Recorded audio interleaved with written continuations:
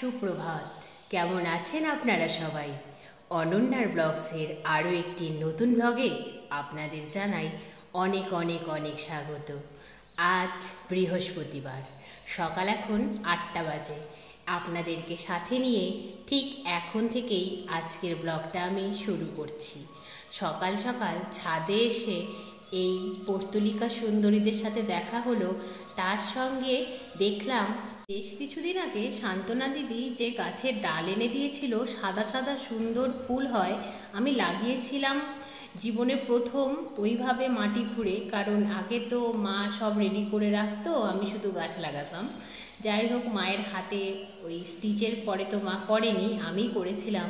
প্রায় প্রতিদিনই গাছগুলো দেখতাম, কিন্তু দেখে বিশ্বাসই হয়নি যে গাছগুলো বেঁচে গেছে।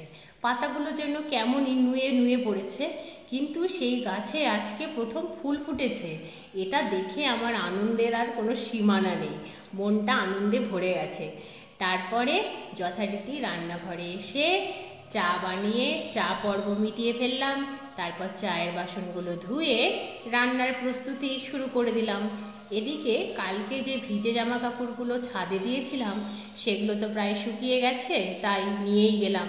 আকাশের কোনো বিশ্বাস নেই, যখন তখন ঝুপঝুপ করে বৃষ্টি নেমে যাচ্ছে, আর সব জামা কাপড় যতই শুকনো থাকুক সব ভিজে যাবে। তাই আর রিস্ক না নিয়ে তড়িঘড়ি তুলেই আনলাম। তুলে এনে শুরু করে দিলাম আজকের রান্না বান্না। আজকে নর্মালি উচ্ছে বেগুন ভাজা, ভাত, ঢ্যাঁড়স পোস্ত, আর তার সাথে ভাবছি দই কাতলার স্টাইলে বানাবো দই পাবদা। একটু অন্যরকম হবে।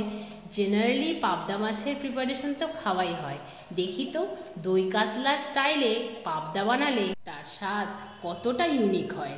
সেই মতোই ভাবছি আজকে একটু এক্সপেরিমেন্ট হয়েই যাক। এখন তো আমি পুরোপুরি মায়ের ভূমিকায় বাড়ির কাজগুলো করছি, কারণ আপনারা তো জানেনই আমার মা বিগত 1 মাস ধরে অসুস্থ। সেই জন্যই কাজগুলো আমায় করতেই হচ্ছে। এই 1 মাস যাবৎ মায়ের মতো সমস্ত দায়িত্ব নিতে গিয়ে আমি বুঝতে পারলাম সংসার সামলাতেও যথেষ্ট যোগ্যতার প্রয়োজন। আপনারা যারা বাড়িতে থেকে সংসার সামলান, তাদেরকেই তো গৃহবধূ বা হাউসওয়াইফ বলে। তাদেরকে দেখে শুধু বাইরের লোকজন নয়, তাদের বাড়ির লোকজনও বলে সারাদিন তো বাড়িতেই থাকো, কী আর কাজ আছে তোমাদের। কিন্তু এখন আমি ভালোভাবে বুঝতে পারছি, আগে মাকে দেখে বুঝতাম, এখন নিজেই ফিল করছি সময়ের সাথে বাড়ির সব কাজগুলো নিট অ্যান্ড ক্লিনভাবে করতেও অনেক যোগ্যতার প্রয়োজন। যারা বাইরে কাজ করেন তাদের বিভিন্ন হলিডেজ, সানডেতে ছুটি থাকে, কিন্তু যারা বাড়িতে থাকেন, বাড়ির সব কাজ করেন, তাদের কোনো ছুটি হয় না। 24x7 কাজ করে যাওয়ার পরেও তাদেরকে শুনতে হয়, এমন কি কাজ করো সারাদিন বাড়িতে থেকে। সত্যি এমনটা হওয়া একেবারেই উচিত নয়। এই পুরুষতান্ত্রিক সমাজে মেয়েদেরকে এরকম কটু কথা শুনতে হয়। যারা এই কটু কথাগুলো বলেন, কই তারা তো একবারও ভেবে দেখেন না যে সময় মতো খাবারটি তার গৃহবধূ স্ত্রী তার মুখের সামনে তুলে ধরছেন। কই একবারও তো ভাবছেন না তার বাড়িতে এসেই তার স্ত্রী সমস্ত কিছু গুছিয়ে রাখছেন। সংসার করে নিজে ভালো শাড়ি, ভালো ড্রেস কেনেন না কেন বলুন তো? একবারও কি ভেবে দেখার প্রয়োজন বোধ হয় না আপনাদের? সত্যিই তো, পরের বাড়ি থেকে নিয়ে আসা একটা মেয়ে কি সুন্দর আপনার সংসারটিকে গুছিয়ে রাখে, নিজের সংসার বলে দাবি করে, নিজের প্রাণের থেকেও আপনার সংসারকে বেশি ভালোবাসে। সত্যি মেয়েরা এই অবহেলার কতদিন সহ্য করবে বলতে পারেন? সেই জন্যই মেয়েদের উচিত নিজেদেরকে সম্মান করা। আপনি যদি নিজেকে নিজেই না সম্মান করতে পারেন, তাহলে আপনাকে অন্য মানুষ কী করে সম্মান করবে বলুন তো? আমরা মেয়েরা শুধুমাত্র ঘরের কাজ করতে পারি এমনটা নয়, আমাদের মধ্যে অনেক হিডেন ট্যালেন্ট থাকে, সেগুলোকে কাজে লাগান। আমি বলছি না সবাইকেই ব্লগার হতে হবে, সবাইকেই কন্টেন্ট ক্রিয়েটার হতে হবে। আপনাদের মধ্যেও অনেক হিডেন ট্যালেন্ট রয়েছে, সেগুলোকে কাজে লাগান। আপনি হয়তো খুব ভালো হ্যান্ডমেড জুয়েলারি তৈরি করতে পারেন, সেগুলো তৈরি করুন। তৈরি করে ছোট ছোট লাইভ করে আপনি সেগুলো সেল করার ব্যবস্থা করতে পারেন, কারণ এখন তো সোশ্যাল মিডিয়া খুব স্ট্রং। আপনি হয়তো বিউটিশিয়ানের কোর্স করেছিলেন, আপনি হয়তো সাজাতে ভালোবাসেন, আপনার হয়তো বাড়িতে সেট আপ নেই সেরকম, আপনি তো লোকের বাড়ি গিয়েও হোম সার্ভিস দিতেই পারেন। মনে রাখবেন, কোনো কাজই ছোট নয়।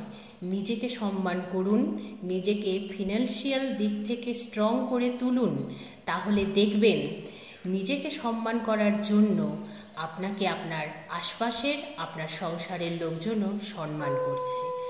আর ফিনান্সিয়াল দিক থেকে ইন্ডিপেন্ডেন্ট হওয়া একজন মেয়ের জন্য ভীষণ জরুরি।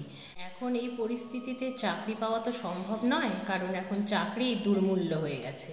তাই নিজের পছন্দের কাজকেই হাতিয়ার করতে হবে। আপনাদের সাথে গল্প করতে করতে সব কাজ কমপ্লিট। পর্ব কমপ্লিট হয়ে যাওয়ার পরে মা আর মেয়েতে মিলে বেশ কিছুক্ষণ টিভি দেখলাম, আর ততক্ষণে আমি ব্লগটাকেও এডিট করে নিলাম।